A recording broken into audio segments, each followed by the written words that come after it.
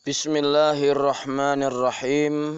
Alhamdulillahirabbil alamin. Allahumma shalli ala sayyidina Muhammadin wa ala alihi wa sahbihi ajma'in.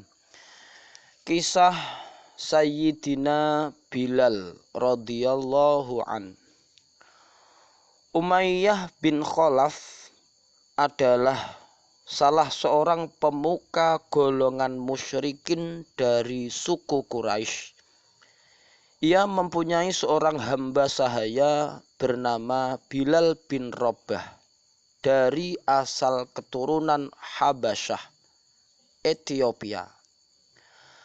Pada suatu hari datanglah seorang pria kepada Umayyah menuturkan kepadanya bahwa ia sering melihat Bilal, hambanya, pergi mengunjungi Muhammad di rumahnya pada waktu senja dan kadang-kadang di waktu malam.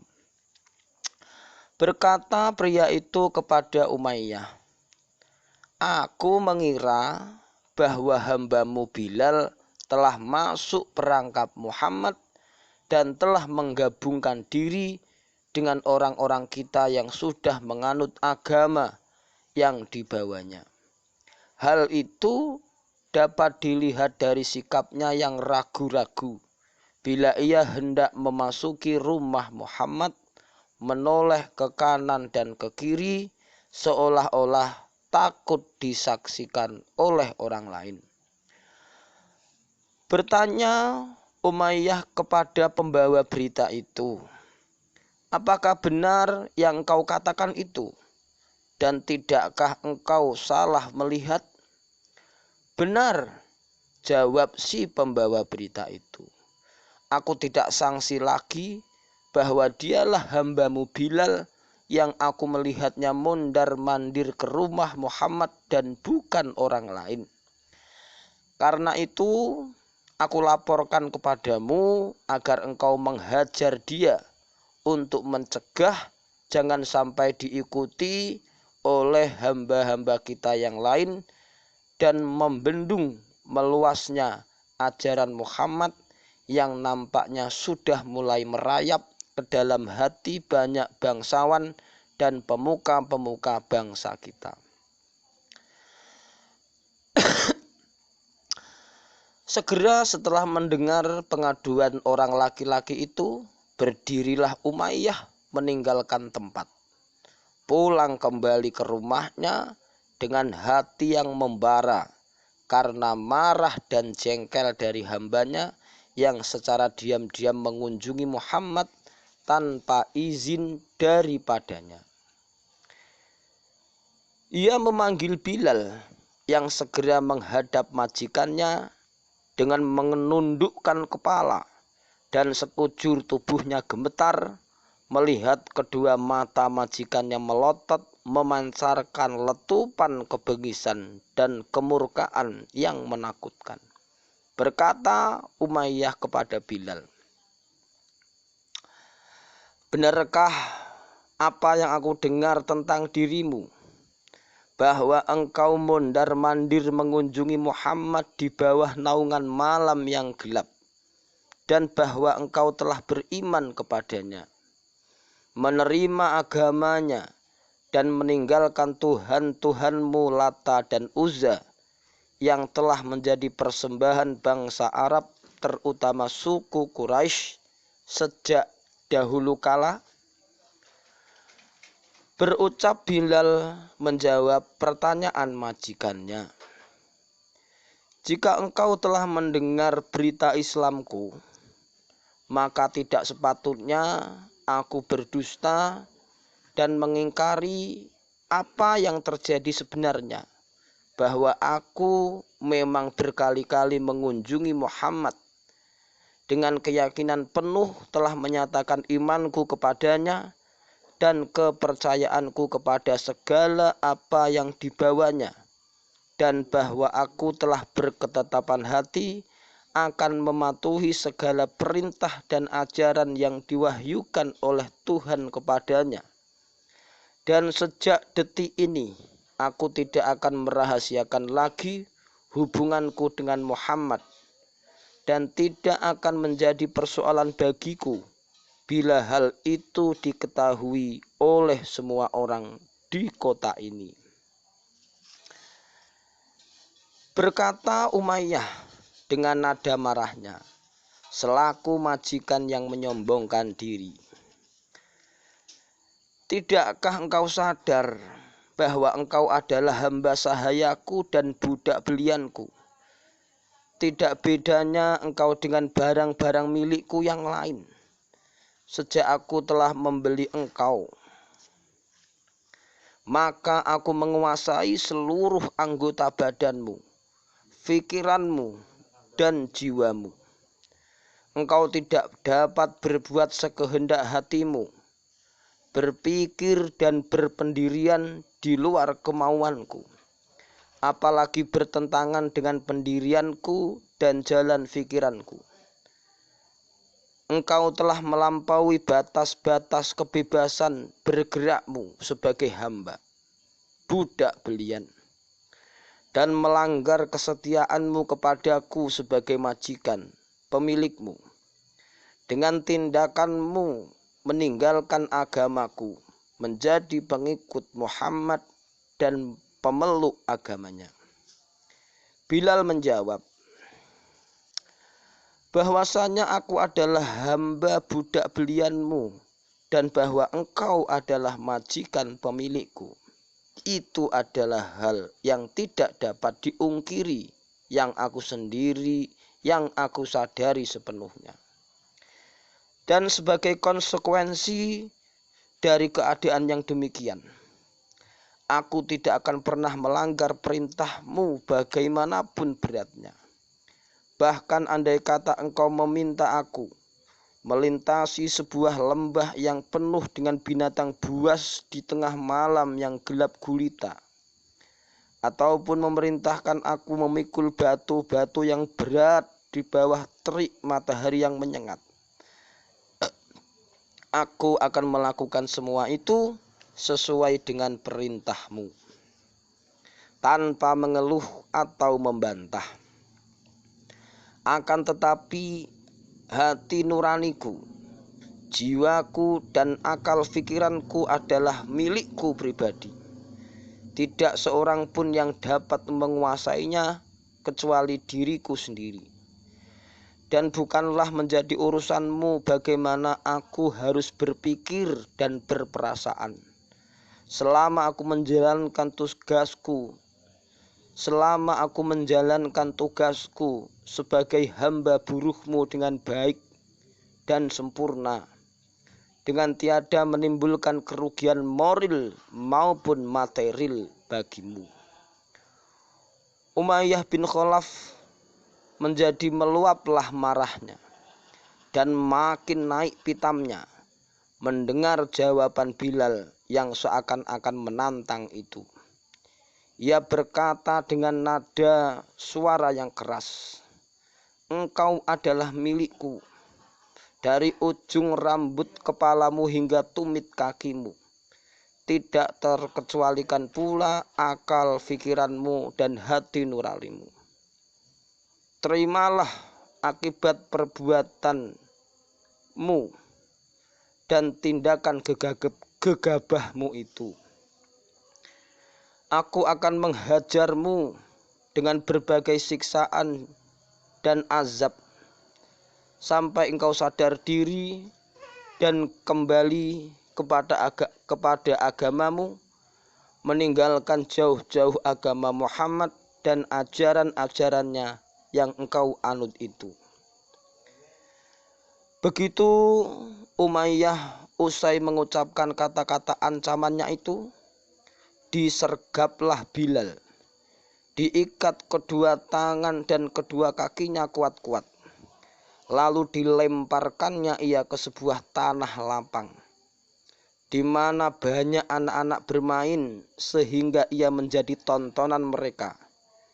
Digulingkan ke kanan dan ke kiri, laksana sebuah boneka yang tidak bernyawa.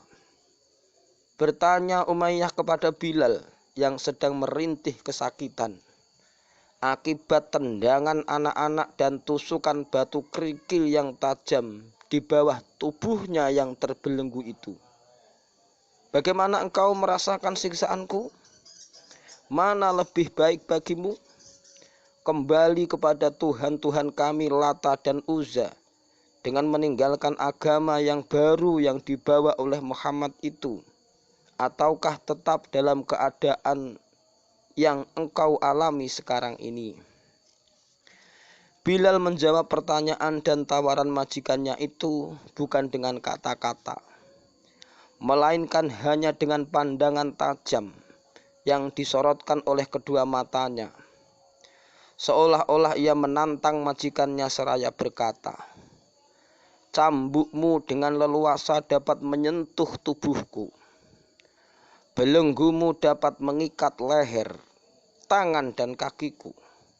Bahkan panahmu dapat menusuk kerongkonganku. Dan pedangmu dapat membelah kepalaku. Akan tetapi hati nuraniku dan akal fikiranku jauh dari jangkauan kebengisan dan keganasanmu. Imanku dan akidahku tidak akan dapat engkau goyahkan walau seujung rambut pun dengan berbagai siksaan yang kau timpakan di atas diriku. Hanya kata-kata ahad, ahad yang artinya Maha Esa yang diucapkan oleh Bilal untuk menandakan kepada majikannya bahwa ia tetap pada pendiriannya, tidak tergoyahkan imannya, walau ia mungkin akan menerima azab dan siksaan yang lebih kejam lagi dari apa yang ia sedang alami. Umayyah tidak lantas putus asa dengan usahanya membelokkan Bilal dari akidahnya. Ia cobakan kepadanya model siksaan lain yang lebih kejam dan lebih menyakitkan. Ia menelantangkan Bilal dalam keadaan terbelenggu di atas pasir yang lagi berasap karena teriknya panas matahari. Sedang di atas dadanya diletakkan batu gunung yang besar dan berat. Maka merintihlah Bilal di antara pasir yang menyengat di bawah punggung dan batu besar yang menekan dadanya, seraya tidak berputus-putus mengucapkan kata-kata Allahu Ahad, Allahu Ahad. Demikianlah keadaan Bilal yang sehari-hari menjalani siksaan majikannya yang kejam dan bengis itu dengan penuh kesabaran dan tawakal. Ia hanya berserah diri kepada Allah, memohon rahmat dan perlindungan dengan tidak berputus-putus mengucapkan kata-kata Allahu Ahad, Allahu Ahad, sebagai tanda bahwa ia tidak akan menyerah kepada tekanan majikannya yang musyrik itu, dan akan tetap berpegang kepada iman dan akidah yang sudah meresap ke dalam sanubari. Walaupun untuk pendirian itu ia harus menempuh siksaan yang bertubi-tubi dan bahkan mungkin akan mengakhiri hayatnya. Secara kebetulan selagi Bilal berliuk lampai kesakitan dalam keadaan terbelenggu berbaring di atas lantai pasir yang beruap, sedang Umayyah sang majikan berdiri berdekap tangan melihatnya dengan mata yang menunjukkan kebencian dan kegemasan. Lewatlah Sayyidina Abu Bakar di depan adegan yang mengerikan itu dan seraya menghampiri Umayyah yang sedang berdiri di atas tubuh Bilal yang menggeletak. Sayyidina Abu Bakar radhiyallahu an tidak tahan melihat keadaan Bilal yang menyedihkan, berkata kepada Umayyah, "Apakah dosa dan kesalahan hamba Allah yang lemah ini hingga ia harus menerima siksaan dan azab yang dapat membangunkan roma badan ini? Tidakkah tergerak hatimu melihat cucuran air matanya dan rintihan penderitaannya? Dan sampai kapankah ia harus menderita sedemikian ini? Berkata Umayyah menjawab, ia adalah hamba sahayaku dan budak belianku. Aku dapat menyiksanya dan menghajarnya sesuka hatiku. Dan dapat pula aku melepaskannya bila aku kehendaki.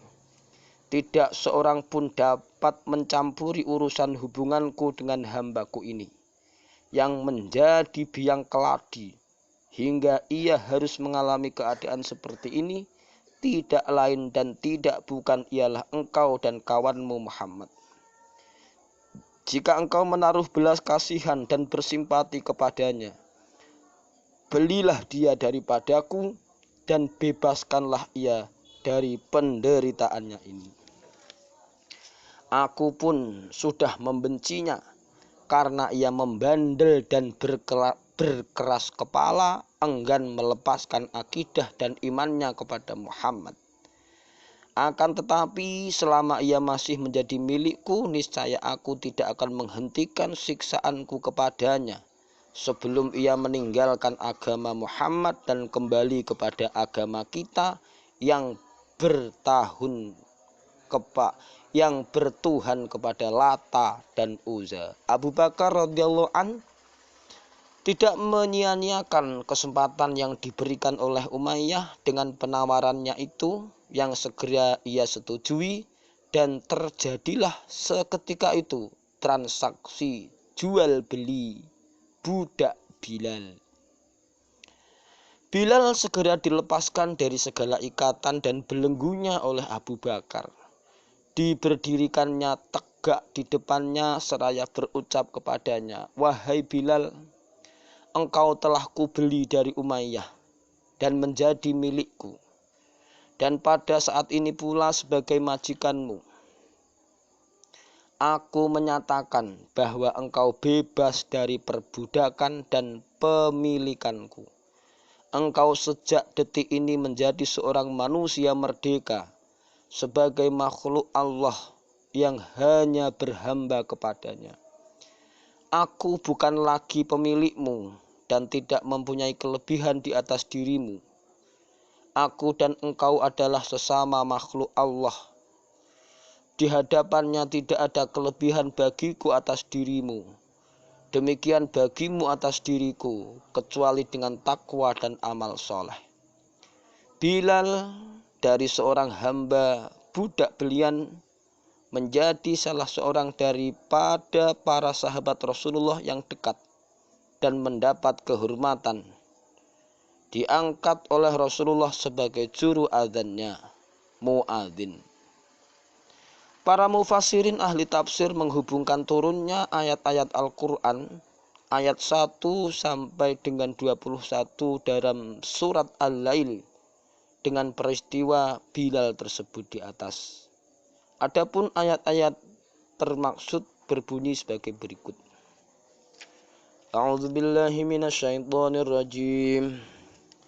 Wal-laili idza yaghsha wan-nahari idza tajalla wa ma khalaqaz dzakara wal untha inna sa'yakum lasyatta fa amma man a'ta wattaqa wa saddaqa bil husna fasanuyassiruhu lil yusra wa amma man bakhila wastaghna wa kadzdzaba bil husna fasanuyassiruhu lil usra wa ma yughni anhu maluhu idza taradda inna 'alaina lal huda wa inna lana lal akhirata wal ula فأنذرتكم نارا تلظى لا يصلاها إلا الأشقى الذي كذب وتولى وسيجنبها الأتقى الذي يؤتي ماله يتزكى وما لأحد عنده من نعمة تجزى إلا ابتغاء وجه ربه الأعلى ولسوف يرضى. Shadaqallahul adzim.